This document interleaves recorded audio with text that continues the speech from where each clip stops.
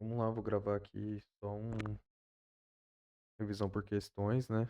É, tentar ser o mais rápido que der aqui e mais para deixar meu raciocínio exposto aqui, né? Então eu fiz revisão de 4 temas: doença de tireoide, abdômen agudo, transtornos menstruais e doença pulmonar obstrutiva crônica, né? E fiquei com algumas dúvidas em relação a alguns desses temas.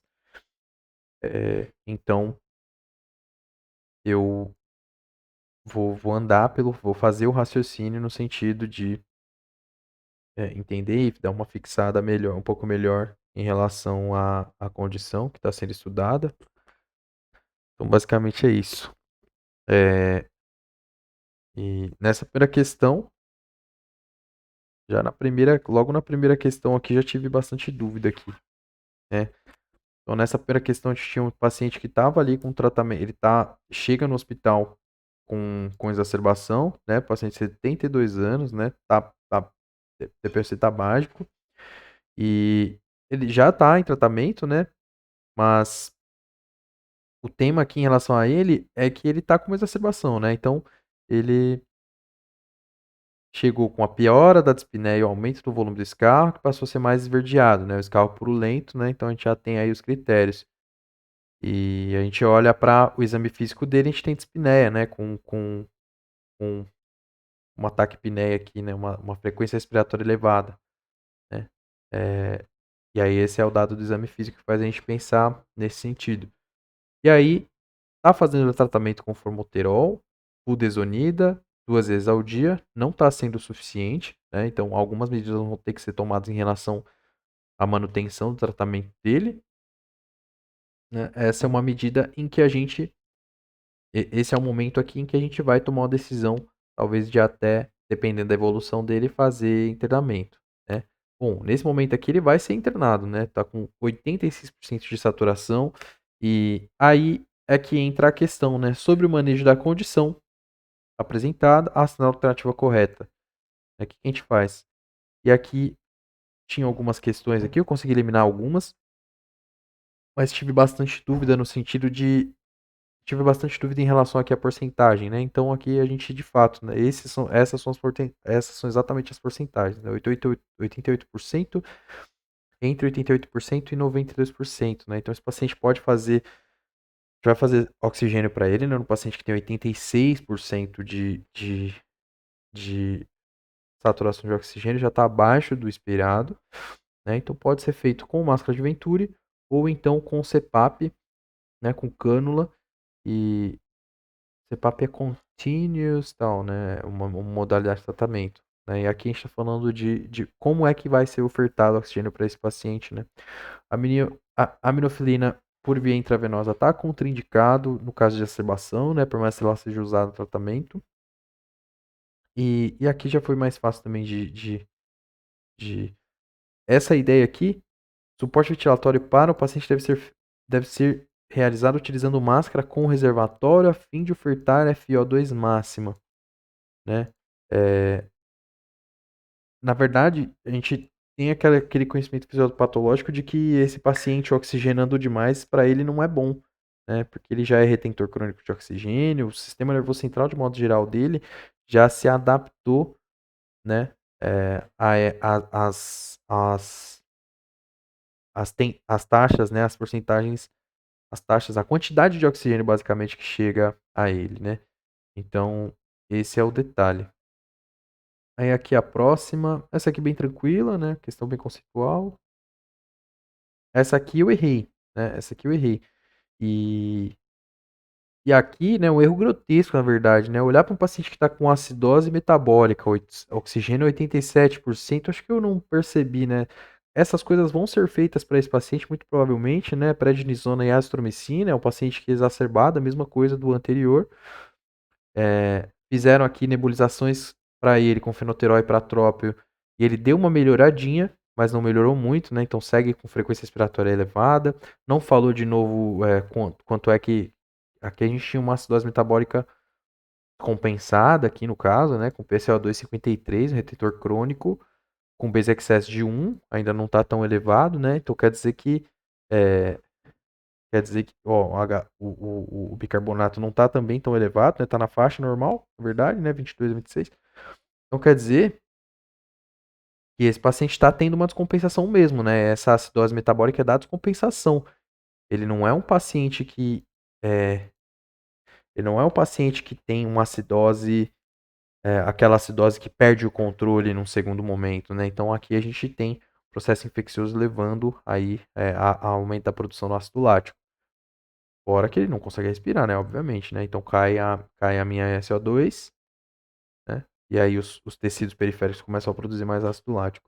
E aqui, óbvio, né? Não é para mandar o paciente para casa em uma semana, né? Por mais que isso vai ser feito, né? Ou internação hospitalar para modificação do esquema terapêutico, né? Modificação de alguma maneira, nem que seja adicionando aí uma droga. Segue. Aqui tranquilo também. Essa questão me fez pensar um pouco, né? Esse paciente teria risco significativo. Então, DPOC basicamente. DPOC, a definição da doença, tem risco significativamente aumentado de X. Qual que é? Né? E é muito claro que é infarto agudo do miocárdio, né? Porque essa resistência vascular elevada da doença pulmonar obstrutiva crônica, ela vai afetar diretamente o miocárdio. Agora, o grande tema é o seguinte, ainda mais por ser um paciente mais velhinho e tal, então essas questões, essas condições vão se sobrepondo, né? A insuficiência a má alimentação, né? Esse paciente tabagista, ele se inflamou a vida toda, né? Isso inflama os vasos também, né? E o que eu fiquei pensando aqui, na verdade, é que, bom, ele também tem risco significativamente aumentado de insuficiência renal, será? Né? Porque a gente está diminuindo, né? O paciente que tende a diminuir a quantidade de oxigênio que ele oferta para os tecidos todos. Então, ele tende a diminuir a quantidade de oxigênio que ele oferta para os rins também, né? Aqui eu pensei a cirrose no sentido da hipertensão portal, mas não poderia não marcar né? Já que pulmão e coração são tão é, são conectados diretamente, dependentes ali. Aqui questão mais tranquila também. Aqui só um detalhe também para trazer à mente, né? Oxigênio suplementar aqui a pergunta era DPOC, o paciente tem DPOC, qual medida modifica a sobrevida? Né? Então a gente tem a cirurgia pneumorredutora, né, sutorredutora de pulmão. A gente tem cessação do tabagismo e esse paciente já parou de fumar, né? Porque quando eu vi que medida que reduz a mortalidade, eu falei, puta, ele já me citou a que eu tinha na minha cabeça na hora, né? Diminui a progressão da doença, né? Se eu diminuir o estímulo inflamatório. Só que aí, que mais que ajuda? Prescrever oxigênio suplementar domiciliar de uso contínuo, né? O CPAP. Esse é o CPAP, Continuous Pressure, papapá, enfim, né? Aqui é o Gold de 2021, aqui, ó, falando sobre primeira coisa que é citada, né? Cardíaca e depois aqui esse cardiovascular. Vou fechar aqui. Fazer os pulmonares, né? E aqui a questão foi o comentário que é feito por uma de curso em relação à modificação, né? Então, tratamento, modificador de sobrevida, né? Ó, abstenção do tabagismo, oxigênio terapia nos pacientes com hipoxemia crônica e grave em repouso e cirurgia pneumorredutora em pacientes selecionados, né? Perfeito. Ótimo. Deixa eu só dar uma olhada aqui no oxigenoterapia. Aqui, porque eu queria ver exatamente esses detalhes, né? Então, paciente, oxigenoterapia domiciliar contínua, mais do que 15 horas por dia, é uma das medidas que comprovadamente aumenta a sobrevida na DPOC quando bem indicada. Né? E as indicações são, né? Eu trouxe aqui para cá só para olhar para isso. Né? Então, pressão parcial de oxigênio maior do que 55, porém menor do que 60, né? Então a gente tem um rango ali bem estreito, na verdade. Talvez pelos estudos, né? Talvez pelos estudos ainda estarem se desenvolvendo nesse sentido, não sei. Bom, porque não tem CPAP para todo mundo, né? Então é complicado. Satura 88% na presença de cor, né? Cor pulmonar, né? A condição reconhecida pela hipertensão vascular pulmonar. E policitemia, paciente com hematócrito maior do que 55%, né? Então, hematócrito maior que 55%, satura menos que 88 em repouso, tranquilão, e PaO2 menor ou igual a 55 em repouso, né? O PaO2 menor ou igual a 55 em repouso, faz. Satura menor ou igual a 88, faz. E as ideias aqui é de manter a saturação maior ou igual a 90. Agora não pode confundir, né? Lá a gente estava falando da emergência. Né? No primeiro momento lá, onde a gente fala 88 e 92, a gente estava falando da emergência. Aqui é para a gente tentar manter uma linha contínua elevada acima de 90%. Né? Então segue. E acho que não tem muita dúvida mais não, né? O VF1, coisa mais simples. Aqui, né? Associar a azitromicina no paciente ex-tabagista, é esse paciente que se beneficia, né? O restante dos pacientes não é comentado, pelo menos na apostila do cursinho, mas esse paciente, o ex-tabagista, sim se beneficia de utilizar a azitromicina, sobretudo se ele tem, né? O paciente D, né? Meu paciente é D, ele tem sintomas aqui e teve 2 internações por exacerbação no último ano. Aqui ele não fala, não precisa saber se é D, que é dispneia aos pequenos esforços. Ah, com certeza ele é D. Sem dúvida ele é D. É esse mesmo que é D, né? Muito sintomático e muito doente. É, muito doente, né? Exacerba muito e muito sintomático, né? Muito grave e tal, muito risco. Risco D. Aqui, um diagnóstico simples. Essa aqui eu errei, né? A última questão. E essa aqui eu errei também, pensei uma coisa, não pensei na outra, né? Em relação a DPOC, a assinatura foi correta, eu marquei a principal causa infecciosa das exacerbações são as bactérias coco gram positivo. E na verdade não, né? Tá tudo errado nessa afirmação. Não é bactéria a principal causa, e se fosse, ele estivesse perguntando bactéria, não seria o pneumococo, seria hemófilo, né?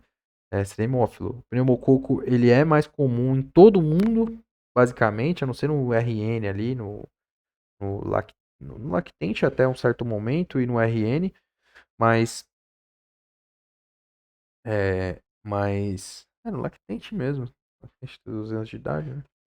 E mas aqui no paciente com DPOC muda, né? Tem que lembrar só, quando a gente pensa em diabetes, por exemplo, né, o streptococcus segue sendo o mais comum, só que aí a Klebsiella aparece ali, né? No diabético etilista, por exemplo, né? A Klebsiella aparece ali, surge, e por isso que ela é tão questionada em prova. E aqui no paciente com DPOC vai ser o Haemophilus influenza, tanto que a gente vacina para as duas coisas, né? Vacina para hemófilo, vacina para fase pneumo 23 valente nesse paciente aqui.